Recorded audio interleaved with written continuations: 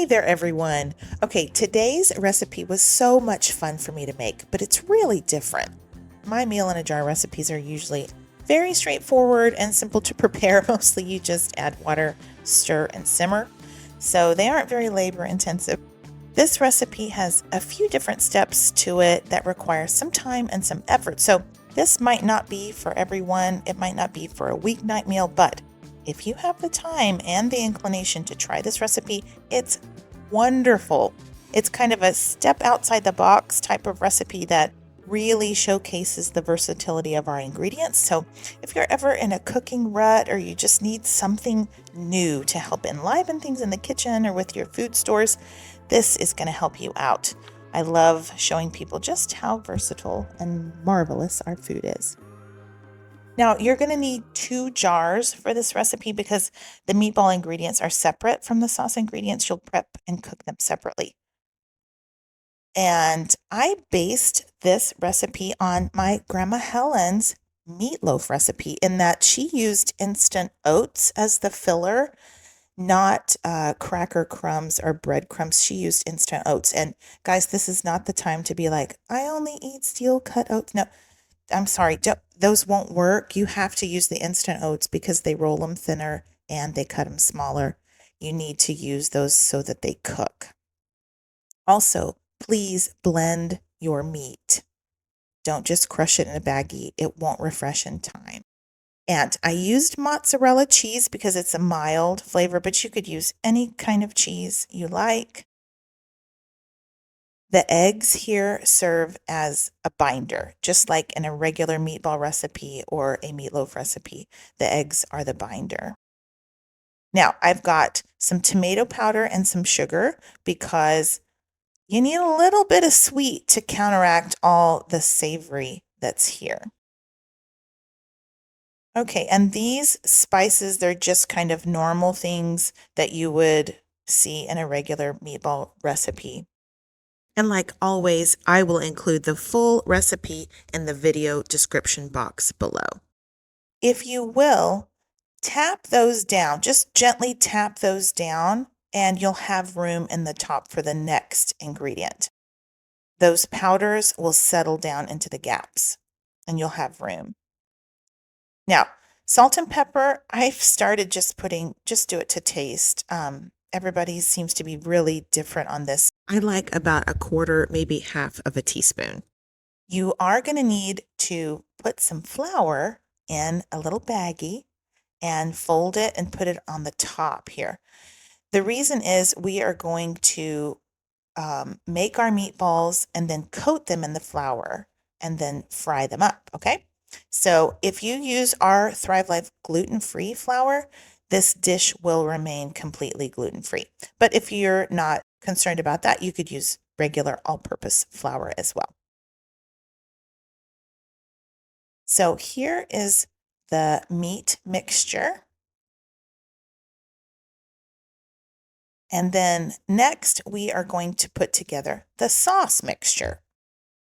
I've got a 1/2 pint jar there. That's like a jam or a jelly jar. If you don't have that, it doesn't matter. You could use a pint size jar. It just won't fill it all the way to the top. The Swedish meatball, I mean, this is a Swedish-style meatball. I'm not Swedish. Please don't come after me that this is not authentic. It just tastes really good. It's kind of like the ones you get at IKEA in the cafeteria at IKEA. I'm using the sour cream powder here. If you don't have that, you could use heavy cream powder or just milk powder instead. And here are the seasonings that kind of make this a little bit like a Swedish-style meatball. The nutmeg and a little bit of allspice, you can eliminate that if you don't want that. But these spices will make this sauce incredible. The Worcestershire sauce and the soy sauce powder I got on Amazon. All right, so get your oxygen absorber in there if you're going to store this for a while. And there you go. There's our sauce mix. So these are the jars that you would store on your pantry shelf and just include the cooking instructions on the lid or on a tag that you attach to it or something like that. But aren't they pretty? The little layers? I thought that was so pretty. And look at these gorgeous flowers. I went to our church's women's fall luncheon on Saturday, and a lady at my table, Miss Candy, she won those and she donated that to me because she knew I had a YouTube channel. So thank you, Miss Candy. They are beautiful. And Teddy Bear, he needed some attention, y'all. So I had to come sit down and put him in my lap for a little while, take a break. All right, so when you are ready to prepare these meatballs, you're going to need a few things. You're going to need a couple good sized bowls, a large skillet, some cooking oil. So go ahead and take your oxygen absorber out and then remove that baggie of flour. You can just set that to the side because we don't need that right now. You're going to use that later. Right now, just go ahead and empty the meat mixture into a bowl. And then you'll be surprised. It's just put a cup of water in there to start with. You're going to think that's not nearly enough water, but it's going to probably get you close. You'll probably have to add a little bit more water. I did, but not much. The meat mixture comes together pretty quickly. So that texture that I achieved right there with just 1 cup, that was kind of like those no-bake oatmeal cookies. That was not enough water.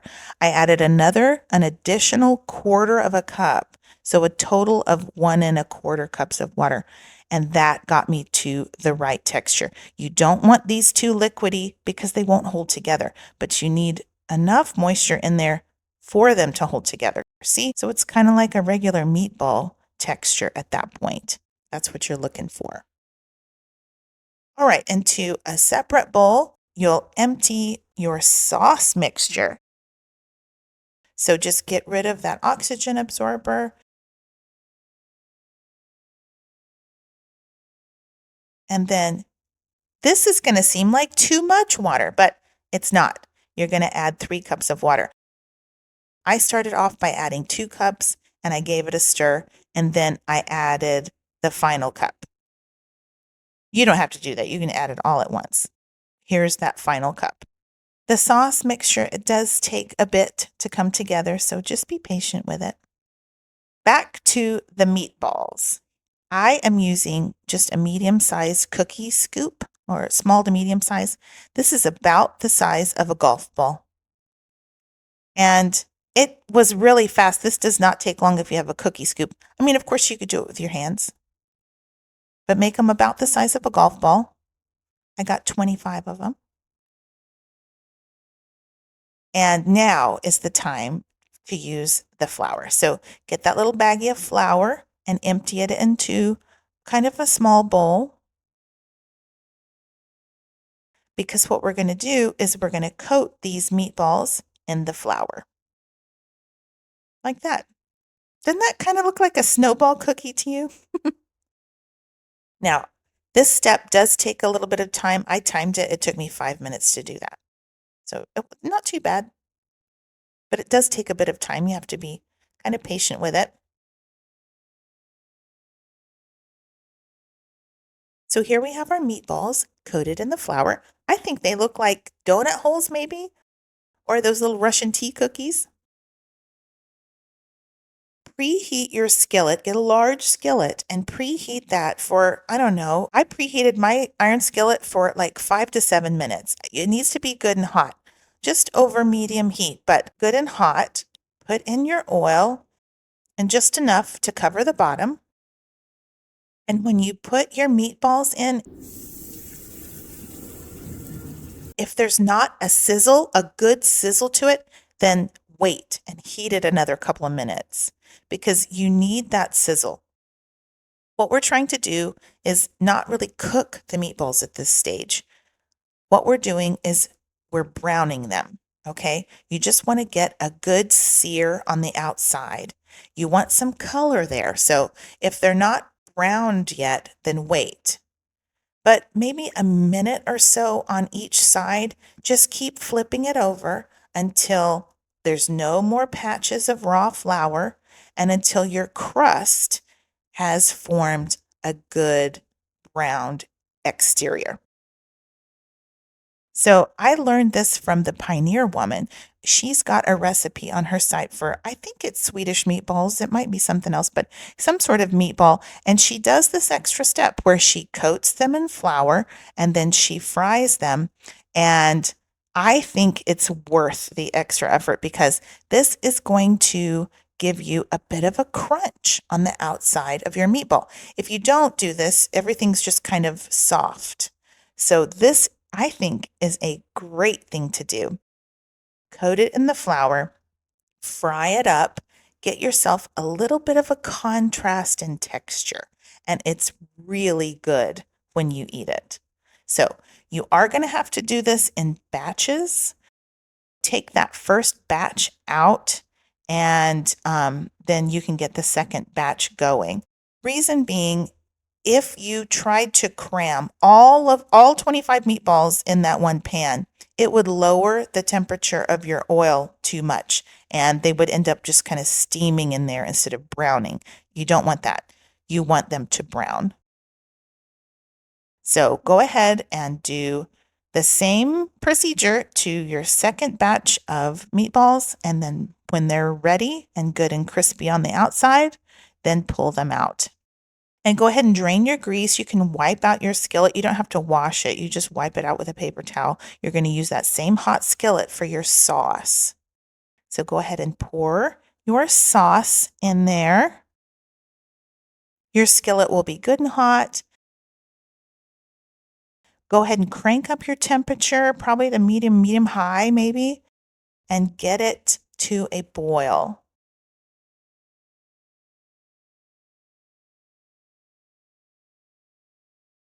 You can turn down your temperature a bit at that point to maybe a medium low, but you'll notice after about 5 minutes of cooking, just let that sauce cook on its own for about 5 minutes, and you'll notice it's already started to thicken up.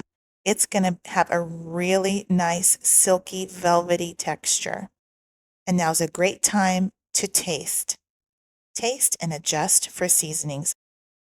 Mine needed a little pinch more of salt.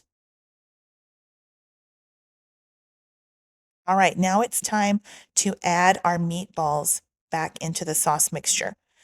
So this is where they are going to actually cook through. This step is where your meatballs will cook, the interiors will cook. Now, our meat is already cooked, right? But you're cooking the oats, you're cooking the eggs, you're melting that cheese that's in there. I like to spoon some sauce over the top so nobody's dry. And then I put the lid on there and I just let that simmer for 8 to 10 minutes. All right, there you have it. Now it's done. Isn't that beautiful? Who would have thought you could do this with freeze-dried food? I put some fresh rosemary on the top. You could do parsley or whatever you like. I serve this over rice. I think at IKEA they serve these over mashed potatoes. I bet they'd be great over buttered egg noodles. Or you could put them on a bun and make you a slider. Or even stick a toothpick in there and you've got an appetizer. I think these would be good any way you serve them. Y'all, that gravy or that sauce, it is so good. So how about that? I want to thank Miss Annie. Annie Robinson is my upline, and she has a channel called the Thrive Life Sisters, and they did a recipe on meatballs. And I thought, oh my goodness, I want to try that. Hers were different. She didn't coat them in flour or fry them up. She just baked them. Anyway, thank you, Annie, for the idea.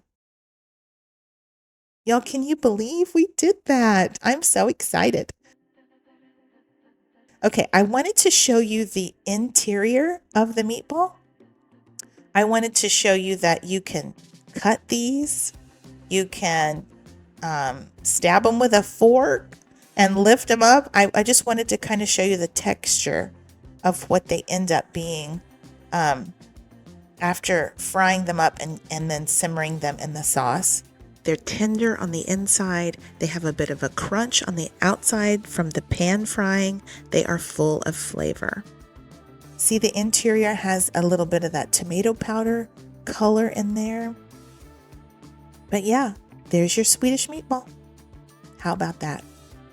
Y'all, I hope you give this a try. Let me know what you think in the comments. Okay, guys, thank you so much for watching. I appreciate each and every one of you. Thanks for commenting. Thanks for giving me a thumbs up. And thanks for clicking on my shopping link. I mean, this is how I continue to do what I do. And until next time, y'all take care and keep thriving.